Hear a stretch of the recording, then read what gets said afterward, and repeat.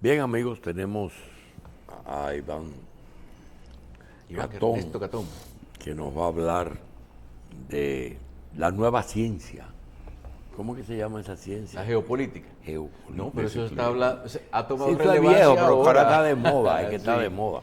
Pero nos piden que no solamente hablemos de 600 conflictos que a Cristino a mí nos habló José Israel que hay en el mundo. No guerras, conflictos. Sino que qué dijo Iván de el problema que se avecina con el incremento poblacional. Desarrolla la teoría. Buenos días. Bien. Agradecido de la invitación, don Julito.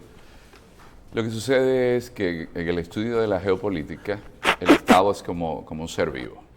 Entonces es como un cuerpo. El cuerpo tiene necesidades. Tiene necesidad de agua, tiene necesidad de comida.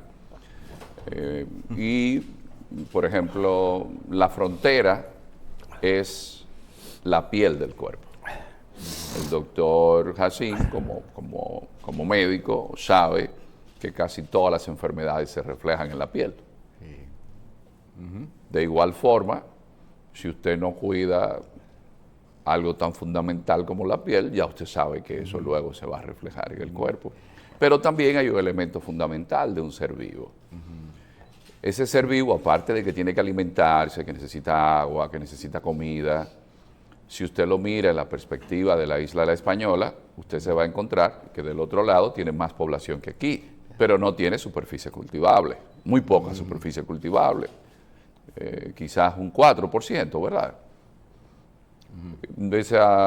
Esa zona de la isla tampoco tiene suficiente producción alimenticia, pero no tiene un estado organizado. La mayoría de su población están obligados a salir del país.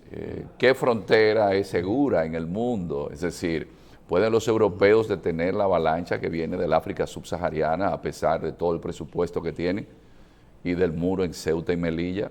¿Puede Estados Unidos detener esa avalancha a pesar de ser la principal potencia del mundo? Entonces, en ese contexto, viéndolo desde una perspectiva geopolítica, hace casi 2 años, un amigo de Texas me pidió que le diera una entrevista a unos jovencitos de Santiago. Y yo le decía que si uno lo mira desde la perspectiva geopolítica y por los viajes que había hecho a Haití y los recorridos por la frontera, uno tenía que tomar en consideración el tema poblacional. ¿Por qué? Porque lógicamente el futuro es la demografía. Si usted no tiene hijos, ¿quién le va a heredar? Si una dominicana tiene un hijo o 2 hijos y la haitiana tiene 4, y evidentemente usted está viendo que por más que sea, no simplemente usted va a encontrar haitianos en la frontera, sino en todo el territorio nacional. Con un problema también grave desde la perspectiva geopolítica en el largo plazo, y es cómo la población que ya usted tiene en su territorio, usted la coopta, usted la asimila culturalmente. Porque eso es fundamental, un elemento que tiene la geopolítica, que el propio Kissinger en su libro On China, China, como se titula en español, refleja, es que hay pueblos que han sido dominados por 200 y 300 años, pero no pierden su identidad. Ahora, ¿es la cultura nuestra lo suficientemente sólida? Entonces, como el trabajo mío quizás es más que libresco, sociológico, porque me traslado a las diferentes comunidades del país. Yo voy a San Francisco de Macorís y me encuentro que un joven sabe cuándo es Black Friday y cuándo es Thanksgiving Day, pero no tiene ni idea clara de qué es el Día de San Andrés. Es decir, hay que ver si nosotros culturalmente estamos dando identidad en algo que es fundamental, que son los valores patrios. Yo veo quejas de algunos sectores en cuanto a la identidad que tienen algunos pueblos, pero el nuestro es simplemente poner una bandera de vez en cuando. Entonces, ese elemento fue mi preocupación, lo dije hace casi 2 años, y parece que un medio buscó en YouTube esa entrevista, entonces hace una puntualización, incluso una nota de prensa, y la gente se ha sentido alarmada, pero es que solamente, por ejemplo, la gente que lee la Biblia, mire la Biblia, y fíjese a ver cuántos de los grupos que la Biblia menciona están vivos hoy. No existen. Simplemente, si usted no tiene hijos, a usted lo van a desplazar. Es decir, si un grupo étnico deja de tener hijos, por ejemplo Irán, en Irán el gobierno tiene una campaña ¿de qué? De tener más hijos. Irán hoy ya tiene 84 millones de personas. Los países musulmanes andan hablando de reducción de tasa de natalidad. No, entonces, ¿qué tenemos? Y lo sabe Cristino, la población que más creció en el siglo XX fue el Islam, la religión.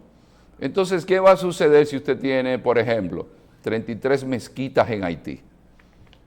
Ahora hay gente que se sorprende porque aquí en República Dominicana también han seguido creciendo las mezquitas, pero es que eso forma parte de una política cultural.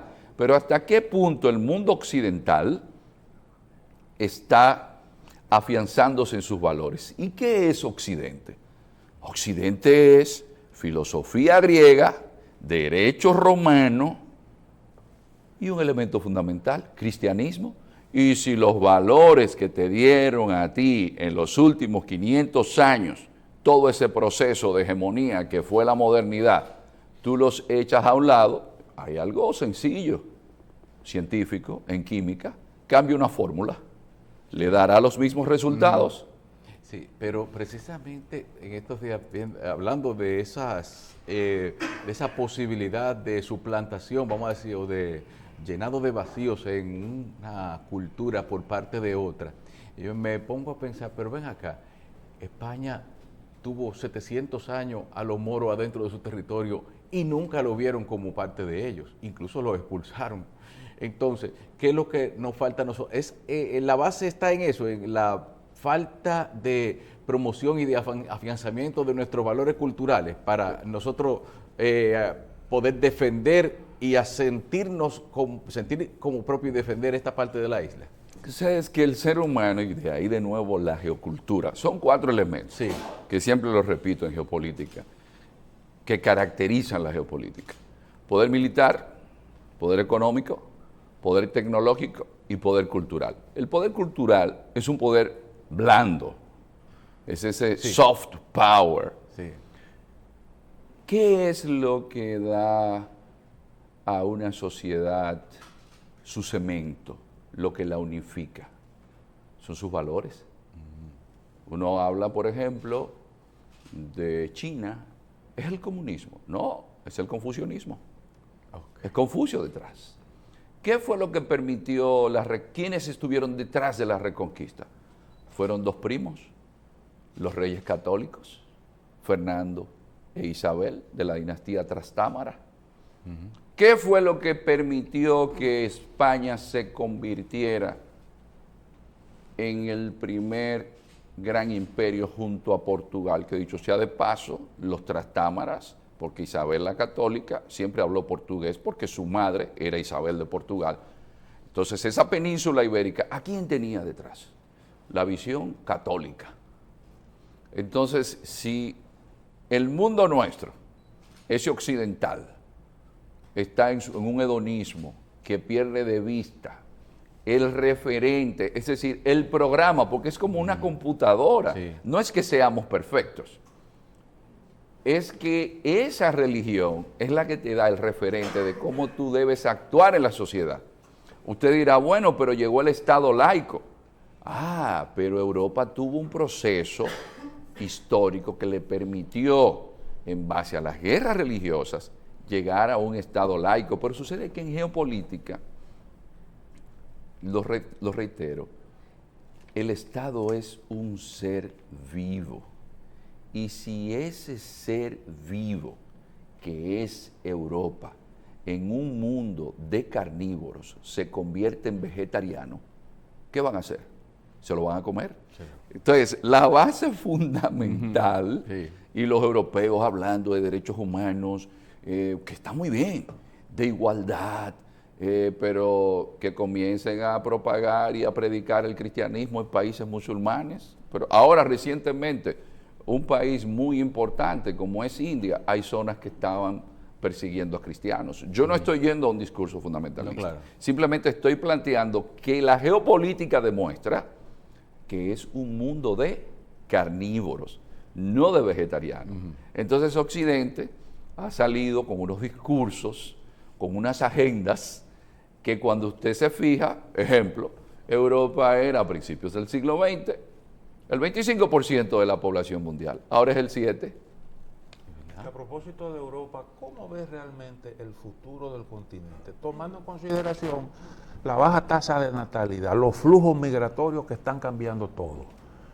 ¿Hacia dónde conduce eso? Eso trae con unos niveles de asimilación de esa población que es realmente, entiendo yo, que bajo, porque usted lo ve en el caso, por ejemplo, de Francia, que viven prácticamente en guetos, en las afuera de la capital, y conservan su religión, sus tradiciones, y eso a cada rato se manifiesta. Incluso descendientes ya de extranjeros que han echado raíces en esa sociedad, todavía conservan sus tradiciones y culturalmente no se sienten parte de esa sociedad.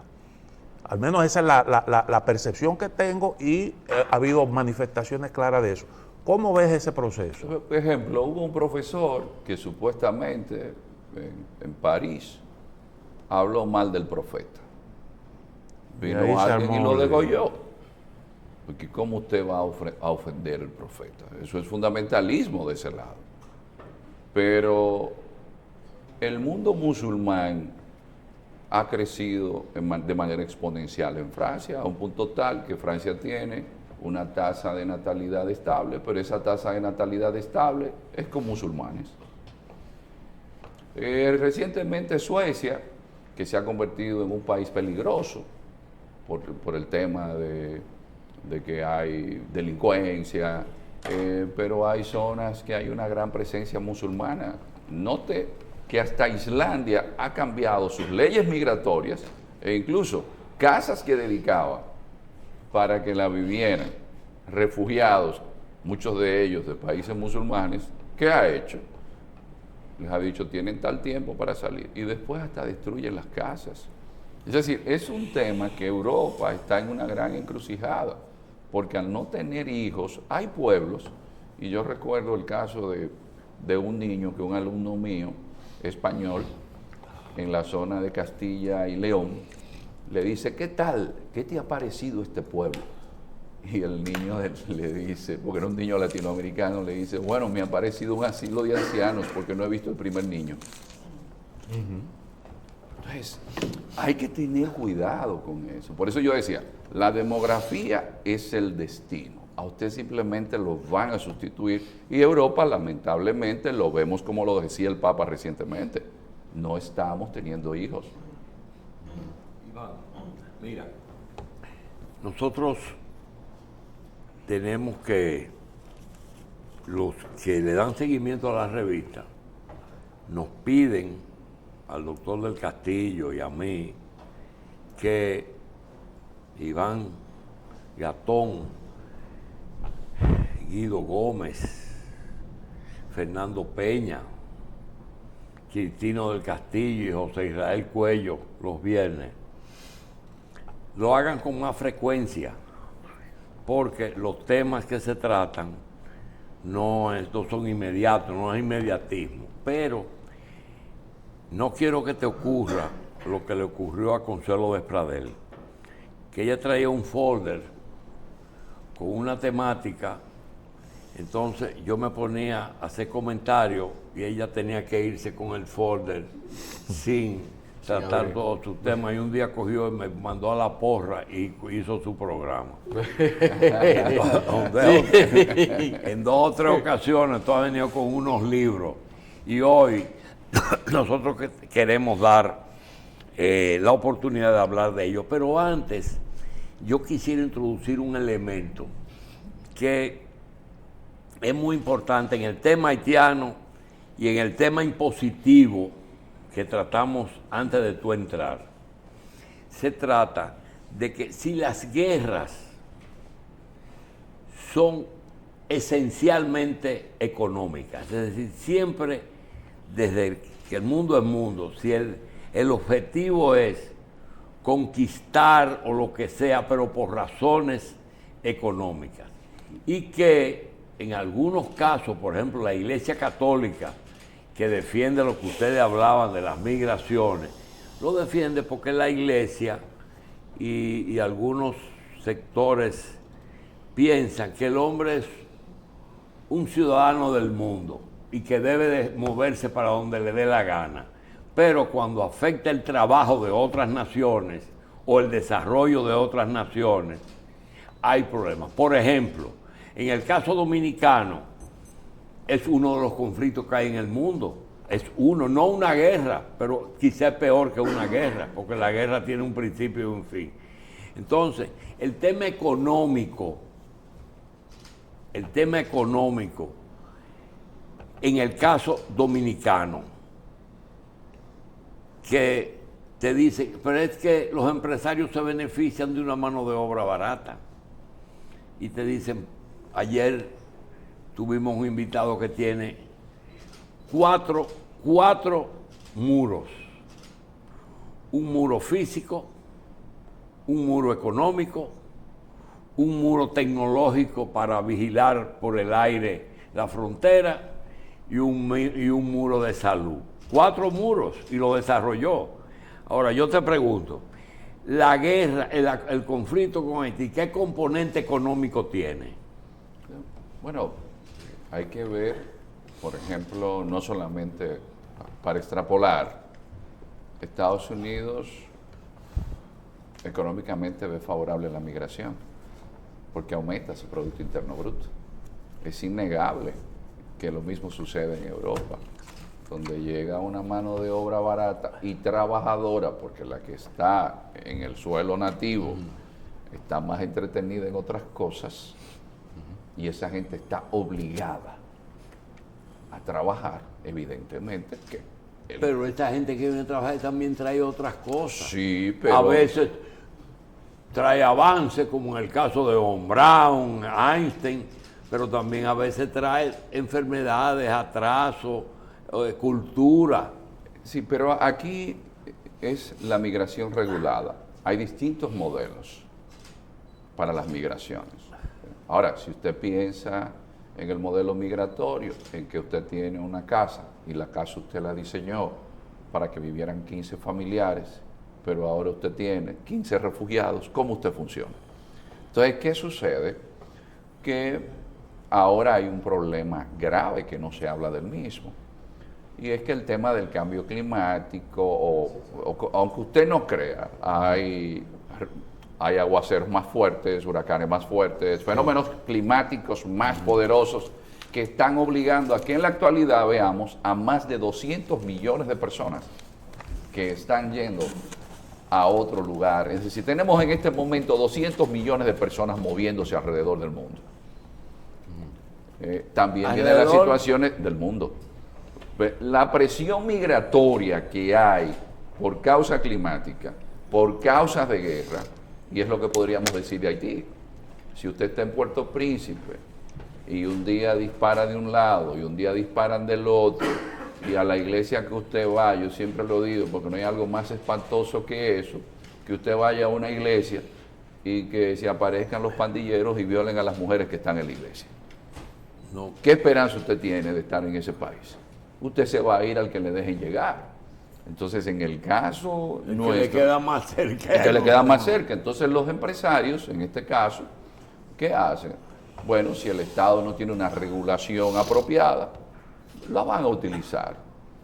Yo creo que es un tema y en este caso hay que estar claro, se necesita que una élite política y económica, porque el caso República Dominicana y Haití tiene unas peculiaridades que no le entienden fuera del país. Se entiende, por ejemplo, cuando estaba Orlando Gil escribiendo la columna lo que se dice. Sí. Yo llego a estudiar Europa hace 20 años y yo le escribo una nota a don Orlando y le digo, don Orlando, en un correo electrónico, yo he visto cómo los medios europeos manejan el tema haitiano con relación a la República Dominicana. Y hay una campaña negativa. Pues ahora me dicen que la campaña negativa es ahora, pero yo hace 20 años que la estaba viendo en Europa. Y es que sucede que desde allá piensan que por el tinte de piel somos iguales todos los que estamos en la isla. Porque también desde la perspectiva eurocéntrica y desde la perspectiva de los Estados Unidos, todos somos iguales. Y no es así. Pero ¿quiénes son los que deben tomar en consideración que de aquel lado nunca ha existido organización? Por eso yo siempre digo que la historia no es simplemente un cuento del pasado. La historia nos permite comprender el presente y tener la referencia de gente que tuvo más visión. Y doy un ejemplo. Ustedes han tomado en consideración que quienes iniciaron la política de un mejor manejo con relación a Haití eran hijos de haitianos. Por ejemplo, el primer estadista dominicano fue Ulises Geró, Lilis. No solamente porque trajera el tren, ahora que estamos hablando de tener tren.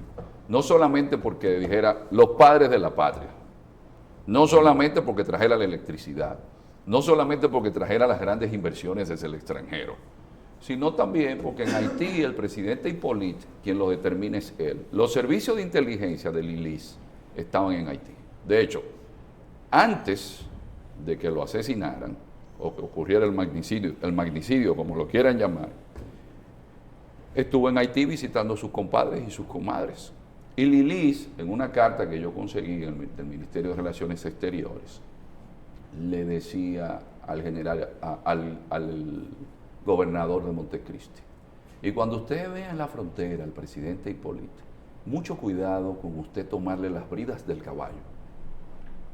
Usted se mantiene a cierta distancia para que no se pierda la solemnidad de su representación de la República Dominicana. Así. Y el presidente Hipólito luego le dice, pero usted debería mandar en Haití y mandar aquí. Y Lilis le dice, no, somos distintos.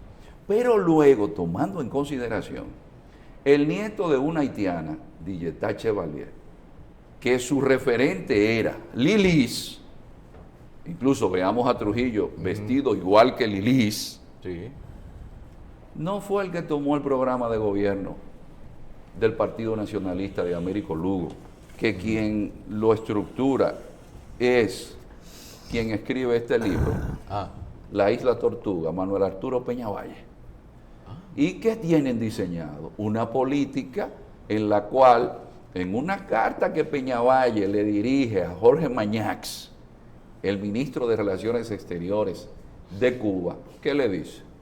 Mira, el problema para la República Dominicana es Haití. Sí. Tenían una política, porque sabían que de aquel lado siempre ha existido un caos. Pero luego, que eso quita el tinte también de racista que se nos da. Otro descendiente de haitianos tiene una política de cuidado con Haití. Hombre que fue no solamente diplomático, fue canciller y un gran conocedor de nuestro país. Joaquín Balaguer. Balaguer, su mamá era prima hermana de Lilis. Sí.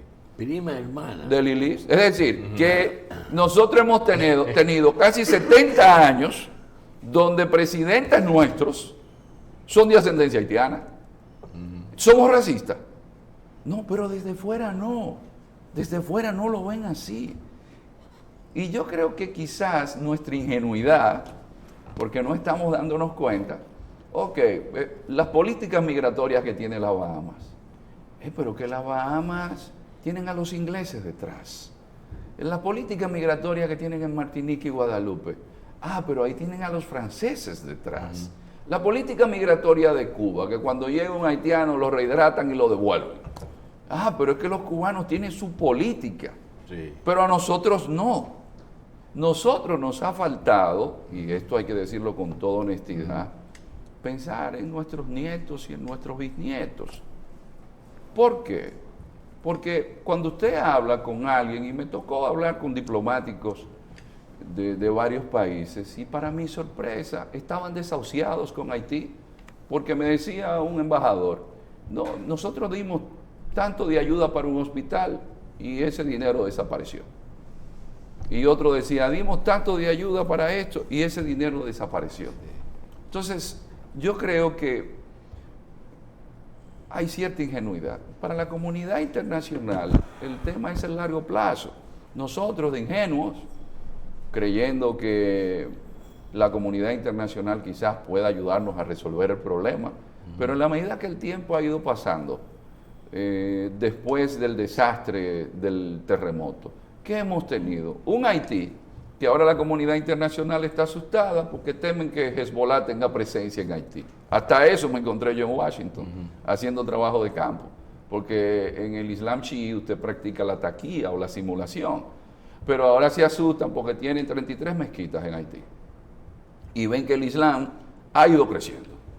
Entonces no quieren el Islam ahí cerca porque imagínense lo que puede significar un Islam radical en el largo plazo para la región. ¿Cómo ha visto la evolución de la situación interna de Haití? Bueno, eso es otra cosa. La gente habla de las pandillas, pero ahí hablan de barbecue, pero yo no puedo ver a barbecue sin ver detrás al presidente Moïse. Yo no puedo ver las pandillas en Haití sin ver detrás que el propio Duvalier no tenía confianza en los militares porque entendía que venían de la ocupación americana y que necesitaba su grupo armado de confianza. Es decir, yo no veo las pandillas haitianas sin grupos políticos y económicos detrás. Entonces, en un país que los políticos y los grupos económicos se ven como caciques, ¿qué futuro tiene? Aristide creó el ejército caníbal. Pero en un país que no hay un diálogo entre su élite política, ¿qué va a venir? Y ese consejo de transición que se acaba de formar. Bueno, solamente hay que ver que recientemente da luz. Ahora, esa luz que da, Martelly estaba buscando ¿qué? Bueno, hay que hablar con las pandillas. Hay algo interesante. Jimmy Cherizier, en una entrevista que le daba a la prensa francesa, decía, si aquí vienen militares desde el extranjero, va a haber un genocidio. Hay que negociar con nosotros. Y ya Martelly, por otro lado, lo decía. Para mí eso no es coincidencia. Eso es parte de la realidad que tiene Haití.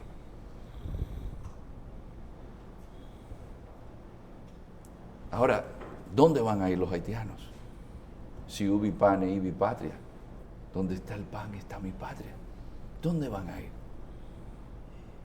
¿Y Kenia cómo encaja en todo esto? Bueno, si usted busca históricamente de los distintos grupos étnicos que tiene África, que son muchos, los kenianos no llegaron por aquí, ni los etíopes tampoco. Como usted sabe, son grupos Congo, son grupos de la zona de lo que hoy sería Nigeria, es decir, yorubas. La geopolítica se lo explica. Es uno de los principales aliados en el África de Estados Unidos es Kenia. Ahora, a nosotros como país, pueden ser de Nepal, pero nos conviene que haya algo fundamental en cualquier país, el monopolio de la violencia. Si el monopolio de la violencia lo tienen un grupo de pandillas, eso no va a ser conveniente para nosotros. Y ese es un asunto que quizás nos ha faltado la reflexión. Mientras Haití vaya mal, nosotros tenemos una espada de Damocles encima. Así que no importa de dónde Estados Unidos pueda conseguir quién les respalde. A nosotros lo que nos conviene primero, el monopolio de la violencia, que Haití esté pacificado, porque donde no hay paz, no hay manera de que un país se eche hacia adelante económicamente. Y ese sería un buen paso, así sea con kenianos. Yo recuerdo haber estado en Cité Soleil y allí había soldados brasileños, cuando estaba la misión de la MINUSTAH. Allí habían soldados de Bangladesh, de Pakistán. No importa de dónde sea, pero que Haití esté pacificado. Y luego hablar, que es lo que siempre se ha dicho, yo siempre pongo como referente, ¿puede Haití echar hacia adelante sin infraestructuras? Haití necesita un mini plan Marshall. ¿Qué tiempo le toma a alguien que vive en Cabo Haitiano, que es quizás la ciudad mejor diseñada que tiene esta isla, para llegar a Puerto Príncipe? Y cuando Francia recomienda o estudia el tema haitiano, se le olvida su papel en la historia de Haití. Lo que pasa es que también ahí nosotros estamos confundidos, porque siempre vivimos quejándonos de los españoles como colonizadores y conquistadores. Y no nos damos cuenta que todavía en Nueva Caledonia hay problemas con los franceses, en pleno siglo XXI. No nos damos cuenta de que la colonización francesa era extractivista, mientras el imperio español usted lo que pagaba era el quintil del rey, que era un 20%. La gente pensaba que los españoles se llevaban todo el oro, mentira. Se enviaba 20%. Los españoles hicieron universidades en tierras que conquistaron. Yo no veo una universidad en América, ni siquiera en... No lo hicieron, don Julito, ni el imperio inglés, ni el imperio francés hacían eso. Ni en Canadá y Estados Unidos. No, pero que recuérdese que ese tipo de migración fue diferente. Fueron los peregrinos del Mayflower. Esa gente salieron corriendo de las guerras religiosas allá. Entonces los franceses no tienen ningún tipo de arrepentimiento, porque esa ha sido su norma. Todavía en África pero usted hay países que vendieron la independencia y tuvieron que pagarla. Sí, pero también hay que tomar en consideración que la lógica de un imperio como el francés, que ve su declive después de la Primera Guerra Mundial, ¿cuál va a ser? Si todavía hoy, don Julito, como lo decía Giorgia Meloni, hay países que fueron colonias africanas que su moneda depende del manejo del Banco Central francés. Sí, pero ¿qué pasó que involucionó teniendo un ejército napoleónico? Volvió a sus raíces africanas, como el primer Guandul. Pero nosotros estamos tomando en consideración que cuando Haití nace, desde que nació, tenía el germen de la división. ¿Tenía? El germen de la división. Yo creo que un retrato que nos da de lo que fue la epopeya haitiana es Alejo Carpentier en El Reino de este Mundo. Porque nosotros pensamos que Haití siempre fue un país cohesionado, organizado, y nunca lo fue. Y también estamos evaluando Haití, que es el problema de la comunidad internacional, con el lente que no es el que nos tocó a nosotros aquí. ¿Usted cree que la gente que vive en la zona cercana a Juana Méndez tiene algo que ver con la gente de Jacmel? O que la gente de Puerto Príncipe. Eso yo lo aprendí fue siendo profesor de estudiantes haitianos, que tengo muy buenos amigos en Haití. No, el norte y el sur son distintos. Son mundos distintos y están separados. Usted no se imagina, si aquí es que hay infraestructura vial, señores. Pero si el 60%, don Julito, de la población de Haití, su propio Estado no le dota de un documento de identidad. Sí, pero eso que tú estás diciendo, yo me lo aprendí el otro día. La palabra Congo yo pensaba que era despectivo, que nosotros lo inventamos. Eso es que una zona le dice a otra, en Haití, ese es un Congo. Lo que pasa es que hay una zona en el África, que es la zona del Congo, sí, que queda un poco al sur de donde están los Yoruba, que eran los que hablábamos, que son la gente que están en lo que sería Nigeria hoy. Entonces, por eso, don Julito, cuando usted ve, y ha sido la preocupación que hiciéramos el cómic, porque yo me daba cuenta de que nosotros tenemos un problema serio, y es que las relaciones públicas, quien la tiene a nivel internacional con el tema histórico, es Haití, y siempre hablan de Haití, Entonces yo digo, pero mira, aquí yo tengo, esto es el hijo de Colón, Hernando de Colón, que fue el hombre que tuvo la biblioteca más grande en el siglo XVI. Y aquí está el diario de Colón. En ambos, ¿de qué se habla? De que la isla se llamaba Babeque o Bohío. Pero usted encuentra en gobiernos de países amigos que hablan de la isla como que se llama Haití. Es más, hay gente aquí que dicen que es Haití y no. La isla se llamaba Babeque o Bohío y a la zona de la tierra montañosa se le llamaba Haití. Y entonces Colón dice, por sus vegas parecerse a las de Castilla, se llamará la española. Como se escribía en latín, española, se dice hispaniola. Pero todavía hay gente en la comunidad internacional y aquí mismo que no comprenden que lo que determina incluso que los restos del propio Colón, que pidió ser enterrado aquí, y esos restos los trajo junto a los de Diego Colón, María de Toledo, que es la primera virreina, una diferencia ahí. Francia tenía gobernadores, España tenía un virrey. María de Toledo trae aquí, es en el 1795, ¿con cuál tratado? Tratado de Basilea. Nosotros como dominicanos somos más antiguos que los haitianos, señores, porque nosotros somos herederos de una continuidad histórica mestiza, tan mestiza que a mí me sorprende, y por eso aquí incluyo a esta figura fundamental que es Mencía. Mencía es la hija de nada más y nada menos que Higuemota. ¿Y Higuemota es hija de quién? De Caonabo, el cacique de qué? De Maguana. ¿Con quién? Con Anacaona. Sí. Pero nosotros tuvimos aquí el primer negro que llegó a América, que es ese señor que está ahí, que se llama Juan Garrido, que vino con Ponce de León, que tengo copia del documento, que el rey le dio una pensión porque fue el que trajo el trigo a América. Y ese hombre no vino como esclavo aquí, Juan Garrido. Aquí nunca hubo problema en ese sentido. Y nosotros, por ejemplo, dejamos que sea México que diga que tuvo el primer mestizo, cuando México, según el propio Hernán Cortés, en la carta de relación a Carlos I, Miguelito Díaz Aux, hijo de Catalina, una taína que vivía aquí en Santo Domingo, con un español llamado Miguel Díaz de Aux el Viejo, estuvo en la conquista de México. Entonces, eso de la geocultura, de yo estar yendo a Duvergé, que a Neiva, el fin de semana estábamos en Dajabón, gracias a la señora Katia Sarit, que hizo la organización allá, también la gobernación. Pero, ¿y si a esos muchachos no se le dice su historia? ¿Qué van a tener en su cabeza?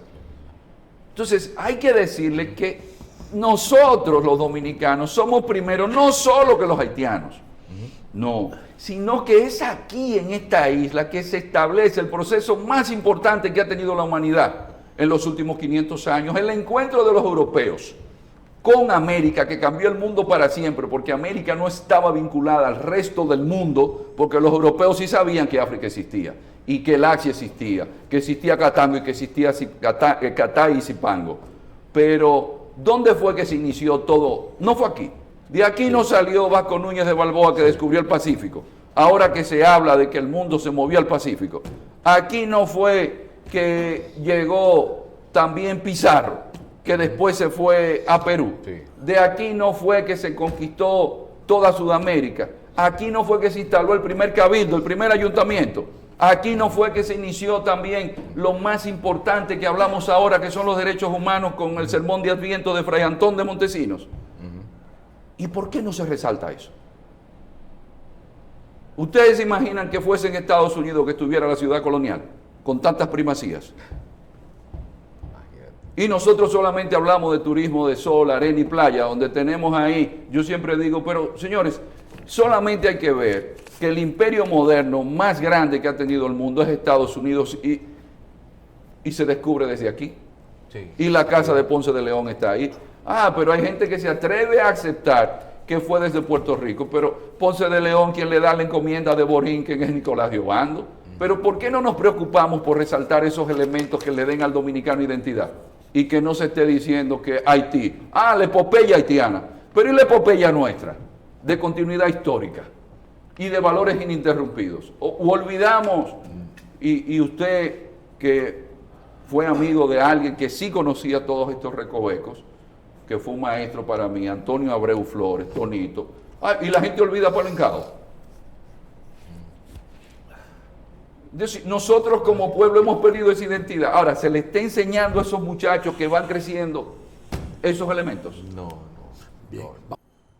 Un problema que comenzó antes de 1800 y que cada día empeora, nos deja ver, por lo menos en lo que a mí respecta, que no hay una solución. ¿Por qué no hay solución? Porque las fuerzas que actúan en una dirección y en otra no están mínimamente cerca. Y digo porque República Dominicana, que tiene que fijar posición y defenderse, tiene un alto porcentaje de estar del lado equivocado. Y voy a referirme a algunas cosas. Iván Gatón y Cristino del Castillo con Carlos. Vamos a tratar ligeramente esto, pero número uno, ayer mismo el secretario de Estado y el presidente tienen una conversación y hablan de resolver los problemas en forma conjunta, donde la agenda es diferente, donde la agenda de cada país con respecto a Haití es diferente. Entonces, ¿cómo pueden tener una agenda conjunta sobre un problema que los dos tienen agendas diferentes? Esa es una. Dos, la comunidad internacional, la Unión Europea, Canadá y Estados Unidos, trabajan constantemente en la dirección de que República Dominicana es la solución de Haití. Y no es la solución de Haití, es la disolución de los dos países. Porque si fuera que fuera uno la solución de otro, pero es la disolución de los otros. Después, localmente, los partidos políticos nombran cónsules. El consulado más apetecido es el de Puerto Príncipe. La cantidad de visas de los legales son innumerables y el dinero que se mueve. Ayer mismo un comentarista decía que el principal problema es que de los 100 camiones que tienen migración en la calle, de los cuales siempre hay 50 y 50 están dañados, esos ilegales que apresan para ser deportados, una parte no llega a Jaina, donde es la primera etapa, y solamente 3 o 4 son deportados, porque los despojan de su dinero. Es decir, le pagan poco y también le quitan el dinero los militares que se encargan en migración. Eso. 2, las ONG que están en la frontera amenazan a los militares para que dejen pasar las parturientas, porque ¿qué fuerza tiene una parturienta de Cabo Haitiano para llegar a Maternidad Nuestra Señora de la Altagracia? Dicen, no, es que esa señora está aquí. Sí, está aquí y está allá. Entonces, esa, otra, los empresarios emplean esa mano de obra. Hay zonas como Constanza que todo el cultivo está en manos de haitianos. Si quitan los haitianos en Constanza, se cae el cultivo de vegetales. Es decir, que si sumamos, decía el doctor Cristino del Castillo, que hay una fuerza entre las bandas en el medio ambiente, que no es nuevo, porque Cousteau hizo un trabajo en que dio cuenta de la que la mayoría de los barcos que llevaban ilegales a Estados Unidos era con madera de los manglares de Montecristi. y eso está documentado. Entonces, doctor, ¿el caso es irreversible? No, hay una realidad. Nosotros compartimos una isla que no hay forma de que usted pueda cambiar esa realidad medioambiental. Yo recuerdo haber visto ese documental del Calipso, Sí. de Jacques Cousteau en Haití. Lo llegaste a ver. Y yo era un muchacho en Sabana Grande de Boyá cuando yo lo vi por primera vez. Es decir, que ha llovido mucho de allá para acá. Hay un trabajo que siempre hacemos referencia y es el trabajo de Jared Diamond, Colapso. Y en Colapso fue que yo también me di cuenta de algo que aquí tampoco se destaca.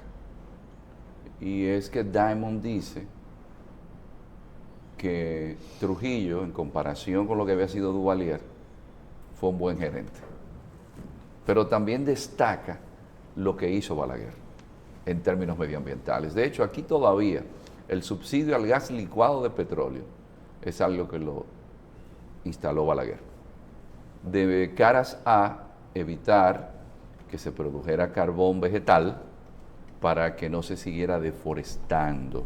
Y yo creo que hay un momento histórico de la República Dominicana, y es cuando en un discurso de Balaguer en 1967 decreta la clausura de los aserraderos.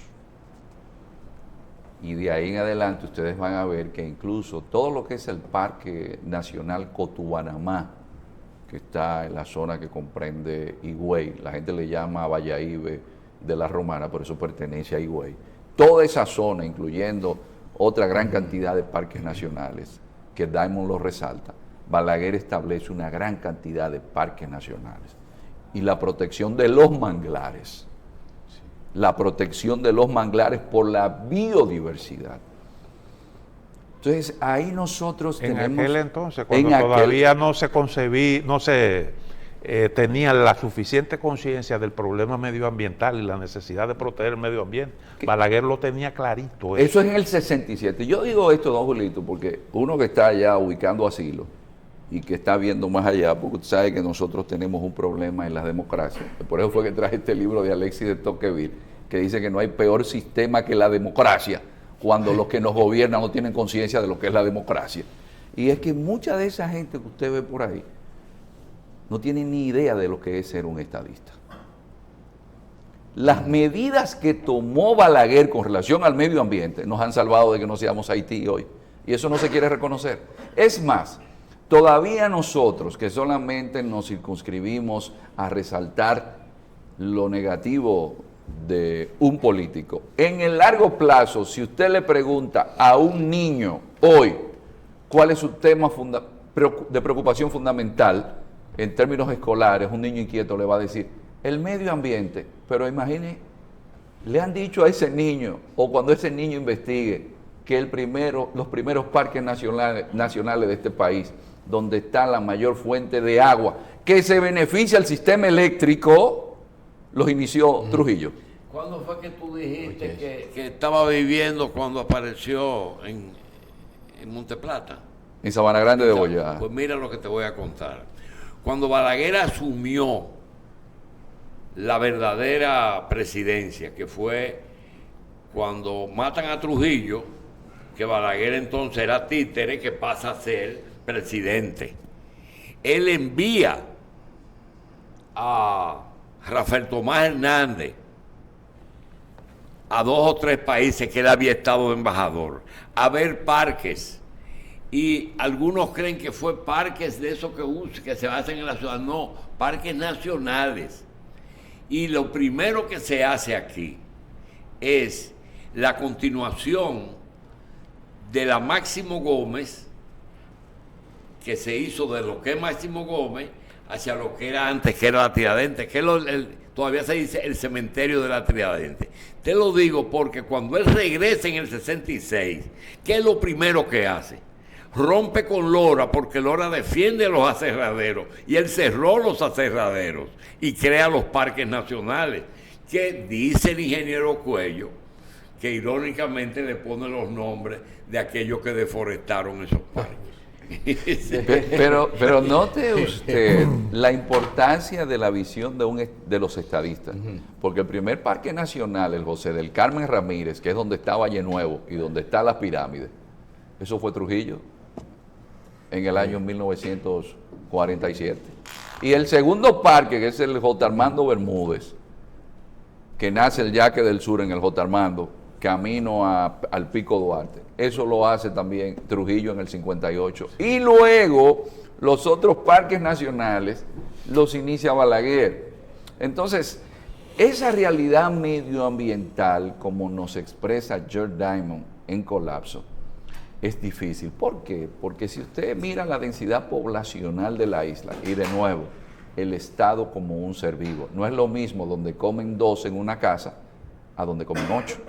Si de este lado somos 11 y de aquel lado son 12 y la población seguirá creciendo, ¿hay suficiente tierra cultivable? ¿Hay suficiente agua? Entonces, como decía don Cristino fuera del aire, eso es una situación preocupante, vista en el largo plazo.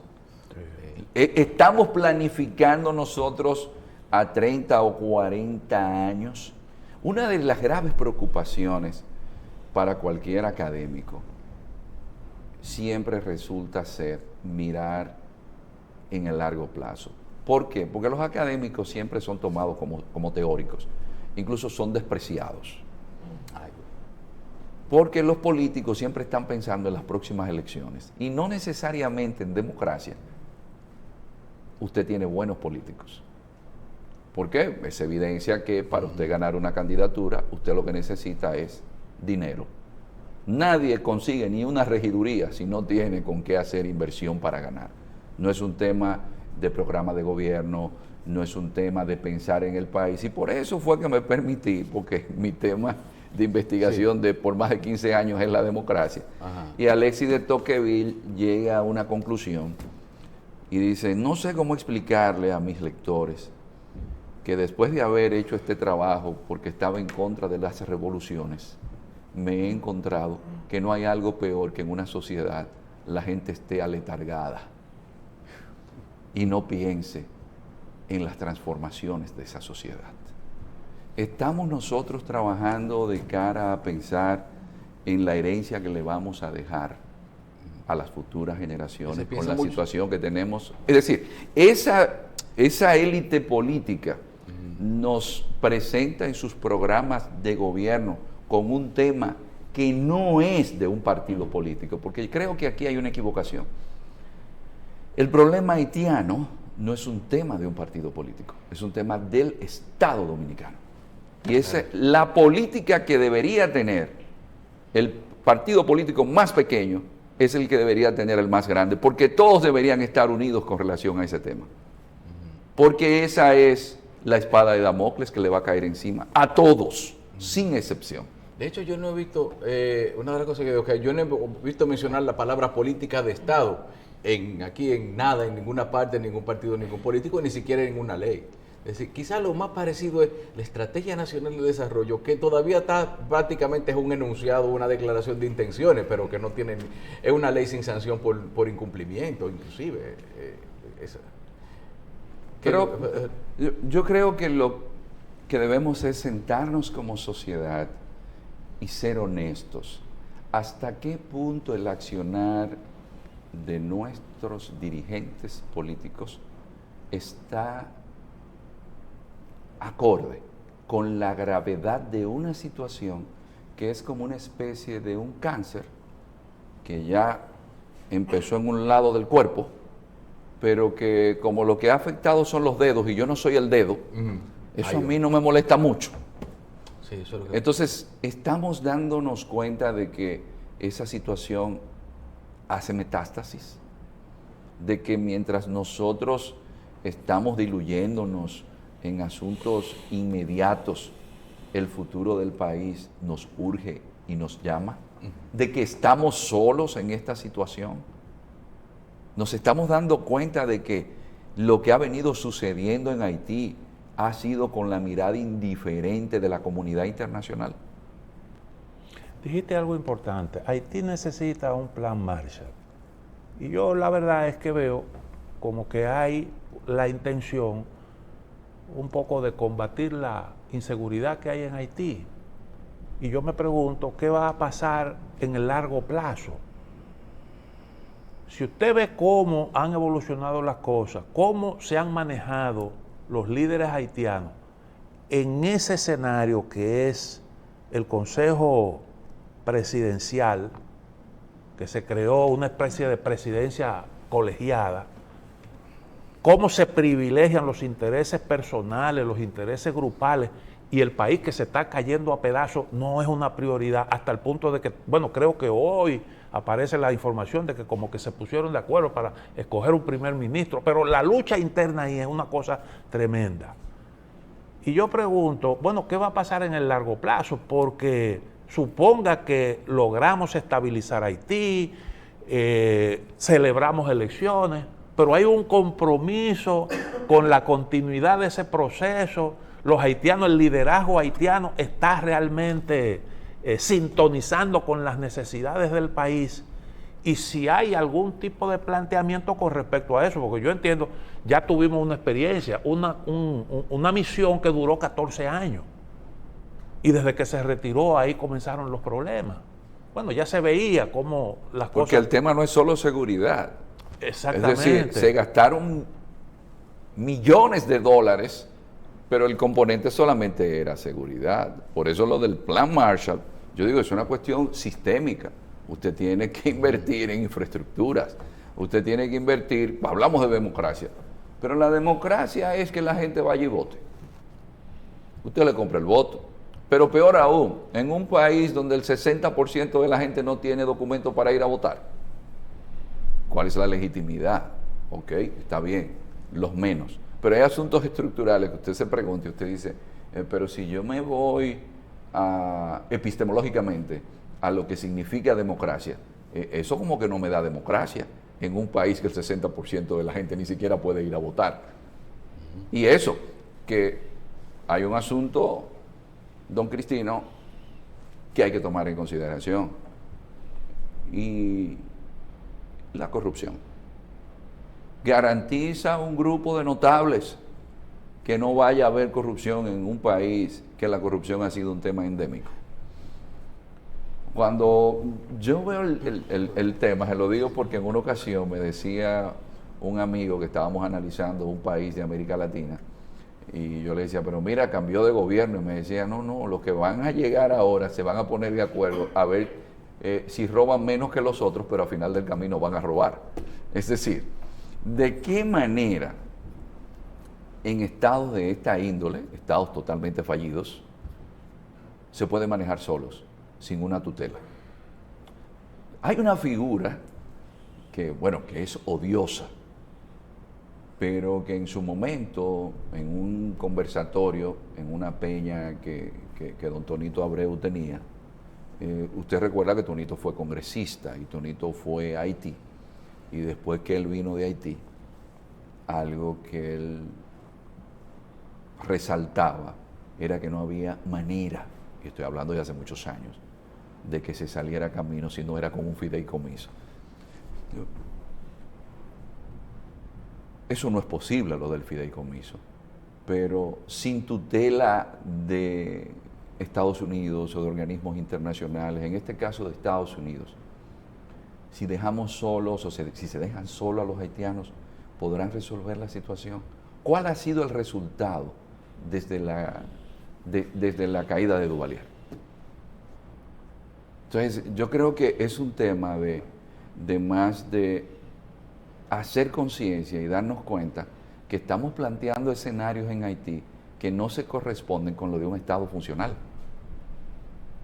Y si la élite política ha generado pandillas, entonces, oye, es evidente que solo no los van a poder hacer. Usted ponía un ejemplo ominoso. Y eso es lo que en Haití tenemos. Por eso se necesita de una comunidad internacional que tenga un proyecto como si fuese un plan Marshall. Esa es la única salida que yo veo. y si los notables que estén allí, que estén siendo monitoreados, porque un país donante no se va a sentir cómodo con saber que el dinero que donó se desapareció. Ahora, también hay ciertas hipocresías.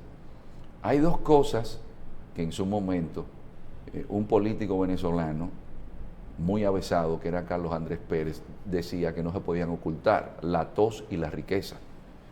¿Dónde esa gente en Haití ocultan el dinero? Yo siempre digo, hay que establecer mayores mecanismos de control para rastrear dónde esa gente vive, dónde llevan el dinero, porque, y no es solamente en Haití, porque ese es un problema que tiene la mayoría de los países que tienen gente migrando hacia otros lugares, y es que no tienen esperanza con la clase política que los gobierna. Pero Iván, vamos a otro, lamentando que queden nada más 5 minutos de programa, pero la pobreza como fuente de riqueza. Es decir, oye, mientras ellos existan, van a haber causas por las cuales alguna gente emprenderán algunos proyectos que finalmente harán ricos a unos cuantos.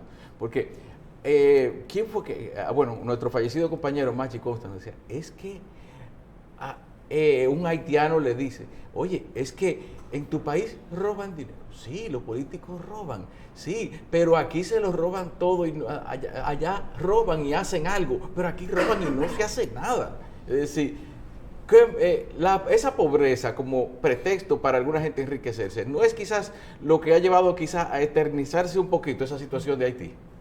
Sí, pero también es un tema de que todos sabemos que hay manos que mecen la cuna, de que hay esferas de influencia. Yo recuerdo que si hubo un cambio radical que provocó en la región, lo hizo la Revolución Cubana.